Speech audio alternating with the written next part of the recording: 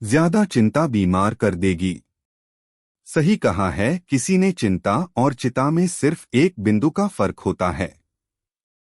इस दुनिया में कुछ लोग बेवजह चिंता करते हैं, बिना किसी कारण के ही अपने आप को और मन को परेशान भी करते रहते हैं। चिंता हमें बीमार करती है। आज की इस ओवरथिंकिंग कोट्स से हम सीखेंगे कि हमें बेवजह चिंता नहीं करनी चाहिए।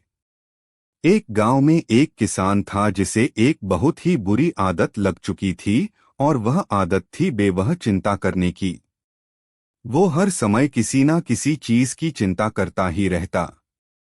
वो हर समय सोचता रहता कि कहीं मेरे साथ कुछ गलत ना हो जाए, जबकि उसकी जिंदगी में अभी तक सब कुछ ठीक ही चल रहा था। उसके पास एक बद्धा सा खेत था जिसमें अच्छी खासी फसल हो जाती थी। खेती करने के 2 बैलगाड़ियां थी और एक अच्छा घर था।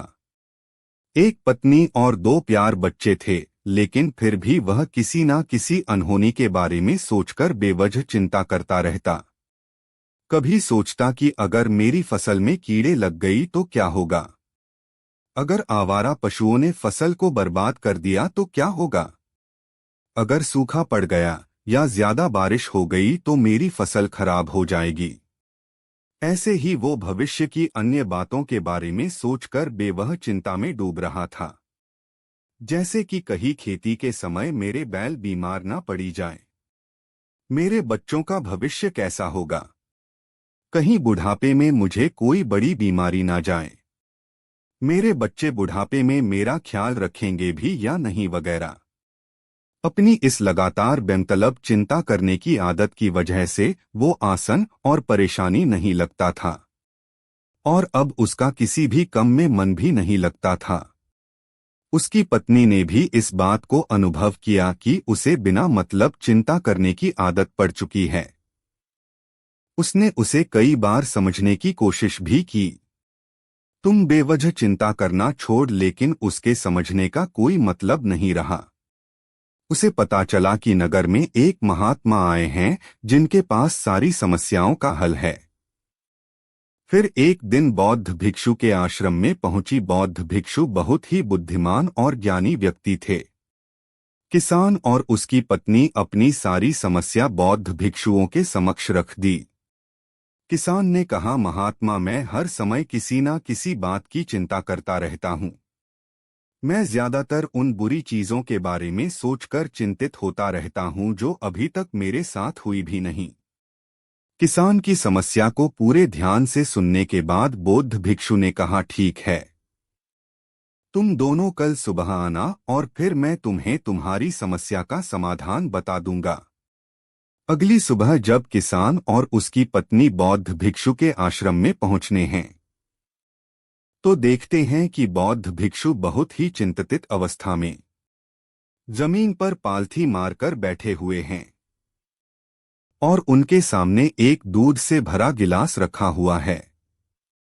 बौद्ध भिक्षु बार बार उस दूध के गिलास की तरफ देख रहे हैं, और फिर कभी अपना हाथ अपने सर पर रखते तो कभी जमीन पर। वह बहुत ही चिंतित और बेचैन दिखाई पड़ते थे। यह देखकर किसान ने पूछा, महात्मा, आप इतने परेशान क्यों लग रहे हैं? आपके समक्ष दूध रखा है, आप इसे पी क्यों नहीं लेते? महात्मा बोले, मुझे चिंता हो रही है कि कहीं इस दूध को बिल्ली ना पी जाए या फिर मैं कहीं जाऊं और तो क्या पता या दूध कहीं गिर जाए। मैं दूध को पीना तो चाहता हूं लेकिन मेरा भी मन नहीं है। मैं तो यही सोच रहा हूं कि अगर यह दूध खराब हो गया या कोई गंदी चीज इस पे पड़ गया तो फिर क्या होगा। इतना सुनकर किसान जोर जोर से हंसने लगा। किसान ने हंसते हुए कहा, इसमें इतनी चिंता करने वाली कौन सी बात है, यह दूध ही तो है। अगर इसे बिल्ली ने गिरा दिया या ये खराब हो गया या फिर किसी ने इसे पी लिया तो क्या हो गया। ये आपको दोबारा मिल जाएगा, और वैसे भी आपका चिंता करना बेकार है कि ना तो अभी इसे बिल्ली ने गिराया है, ना ही खराब हुआ है और ना ही अभी इसे किसी ने पिया है, और हो सकता है कि भविष्य में ऐसा हो भी ना।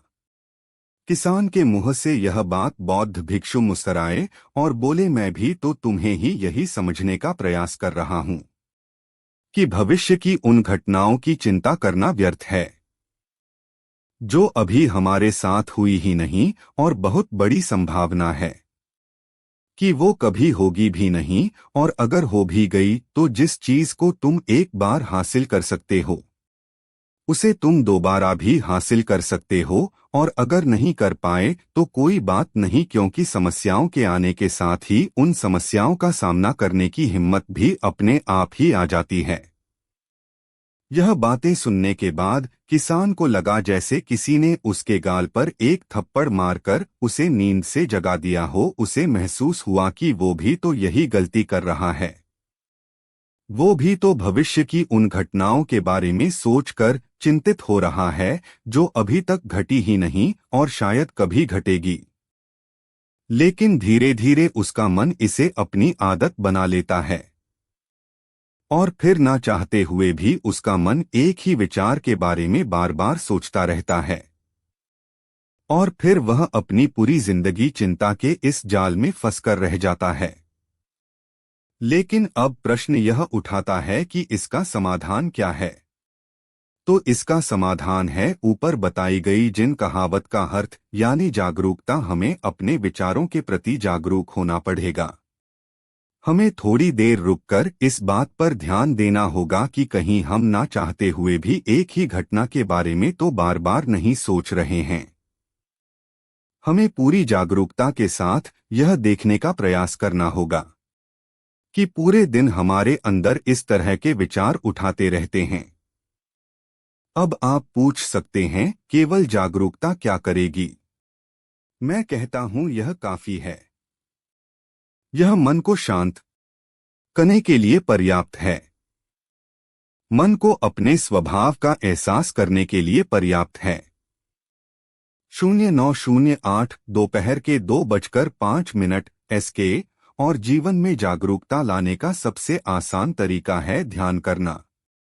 ध्यान करने के दौरान अपने विचारों पर ध्यान देना, और जब आप पूरी जागरूकता के साथ अपने विचारों पर ध्यान देना शुरू कर देंगे तब आप पाएंगे कि आपके मन में चलने वाले गैर जरूरी विचार एक एक करके अपने आप ही गायब होना शुरू हो जाएंगे, और फिर आप एक आनंदित और शांत जीवन अनुभव कर पाएंगे जो अभी तक घटी ही नहीं और शायद कभी घटेगी की नहीं। वो और फिर बौद्ध भिक्षु के चरणों में गिरा और कहने लगा, इतनी आसान में मुझे मेरी गलती का एहसास करवाने के लिए आपका बहुत बहुत धन्यवाद, और मैं आज से पूरा प्रयास करूंगा